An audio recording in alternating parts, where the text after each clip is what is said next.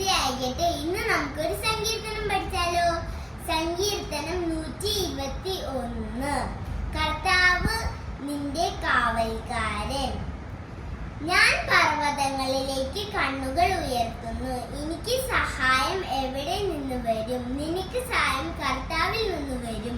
ആകാശവും ഭൂമിയും സൃഷ്ടിച്ച കർത്താവിൽ നിന്ന്. നിന്റെ കാൽ വഴുതുവാൻ അവിടുന്ന് സമ്മതിക്കുകയില്ല. നിന്നെ കാക്കുന്നവൻ ഉറക്കം തൂങ്ങുകയില്ല.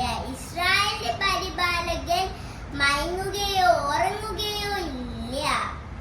കർത്താവാണ് നിന്റെ കാവൽക്കാരൻ. അവിടുന്ന് നിനക്ക് തണലേകുവാൻ നിന്റെ വലത്തുഭാഗത്തുണ്ട്. പകൽ സൂര്യനോ രാത്രി ചന്ദ്രനോ നിന്നെ ഉപദ്രവിക്കുകയില്ല.